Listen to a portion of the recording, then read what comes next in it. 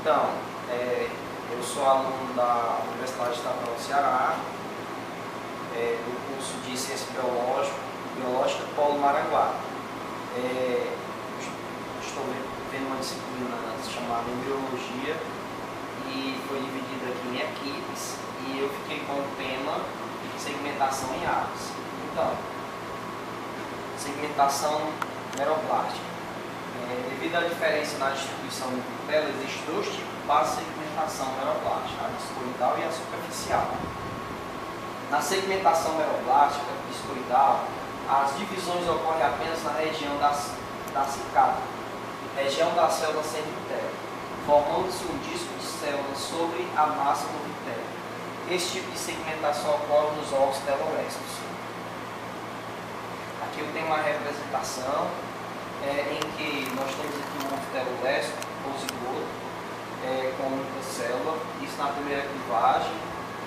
A segunda em diante eu vou ter aqui 2 células, na terceira 4 células e na quarta eu tenho 8 células. E aqui eu tenho um disco de células embrionárias, né? Forma-se assim um disco. A segmentação meroplástica superficial ocorre nos ovos centrolésticos. As células embrionárias ficam dispostas na superfície do ovo. Temos aqui uma representação, né? O ovo teloléstico zigoto com 8 células, aqui com 6, aqui com 9 e aqui com 10. Aqui eu tenho um núcleo que vai se dividir várias vezes sem a divisão do citoplasma, a gente pode perceber. O núcleo migra para as periferias, aqui a gente pode ver direitinho. E aqui por último começa a delimitação das células pela divisão do citoplasma. Fase da segmentação. Embora existam diferentes tipos de segmentação, eles normalmente se realizam segundo as duas fases. A módula, em que se forma um maciço celular com poucas células, e a blástula, em que é aumentado o número de células e se forma uma cavidade interna cheia de líquido. Aqui eu tenho uma outra representação, o zigoto, certo? A clivagem, com o ajuntamento da mórula, certo? A primeira clivagem, a segunda, aqui zigoto, mórula, blástula e por último a blástula em corte vertical, a gente pode perceber. E por último a blastocele conjuntamente com a cavidade. Nessa perspectiva, a cavidade central que se observa na blástula recebe o nome de blastocele, ou seja, célula que é igual à cavidade, é cheia de líquido sintetizado pelas células que formam os seus limites. Nos ovos isolésticos e nos heterolésticos, a blastocele é bem desenvolvida. Na blástula originada da segmentação de ovos telolésticos, não se observa a verdadeira blastocele, cele, no caso é igual à cavidade, e é cheia de líquido sintetizado pelas células que formam os seus limites. Nos ovos isolésticos e nos heterolésticos, a blastocele é bem desenvolvida. Na blástula originada da segmentação de ovos telolésticos, não se observa a verdadeira blastocele, pois a cavidade formada não é inteiramente delimitada pelos blastomos. Essa cavidade é delimitada em parte pelos blastomos e em parte pelo vitelo. Nesse caso, a cavidade formada recebe o nome de cavidade subgerminal, que também é preenchida por líquido sintetizado pelas células.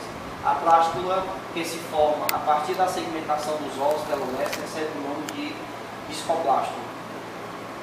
Eu tenho aqui uma representação no anfixo, holoblástica igual, o zigoto, né, uma célula, foi dividida aqui em 2, aqui em 4, aqui em 8, por último formou aqui a mórula. Aqui eu já tenho a blastocélula, blastocélula aqui nas extremidades e a blastoderme aqui no centro. Os mamíferos holoblásticos, no caso é igual. Aí segue praticamente o mesmo critério.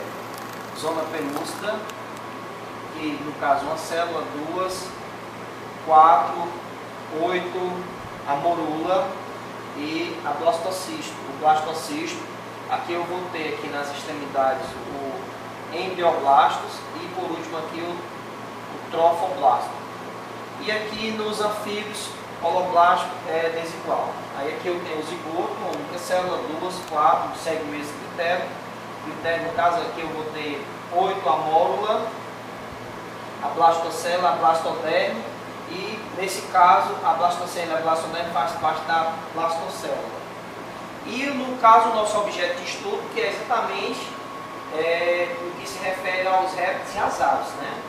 Que é a mereoblasto discoidal, né? Por que discoidal? Porque exatamente formam um disco, né? Aqui eu vou ter como uma célula, com 2, com 4, com 8. Aqui eu já tenho a mórula e depois, por último, o vitelo já formado. No caso, o blastodisco, que vai formar aqui o disco aqui nessa região. E para finalizar, os artrópodes meroblástico superficial, segue um critério diferenciado, que foi aquele que foi mostrado no slide.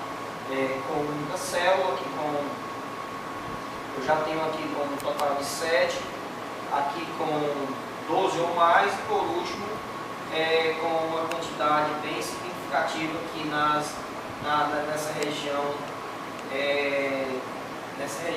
final aqui, certo?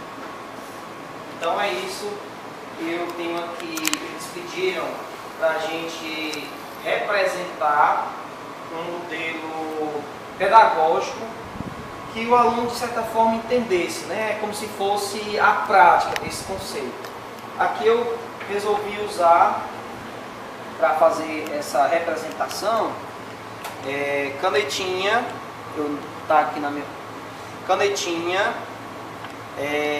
cartolina colorida, no caso cartolina branca e a amarela, e por último cola, né, e tesoura. E aqui eu desenvolvi, né? Aqui eu tenho uma representação tipo de segmentação meroblástica, discoidal, ovo megaglesto ou telolesto completo. Isso aqui vai estar trabalhando exatamente e serve exatamente para aves, répteis, mamíferos, monotremados e cefalópodes. Então aqui segue aquele mesmo critério, né? Uma representação aqui, ó, do ovo telolesto ou zigoto com uma única célula, aqui com 2 células, aqui com 4, aqui com 8 ou mais, e aqui o disco, tá certo? E aqui a segmentação superficial, vale lembrar que segue aquele mesmo critério, o núcleo se divide em várias vezes sem a divisão do citoplasma, tá certo? Aqui aconteceu esse processo. Aqui na primeira clivagem, na segunda, o núcleo migra para as periferias, e na última começa a delimitação da célula pela divisão do citoplasma, tá certo? Então é isso, eu finalizo aqui esse trabalho.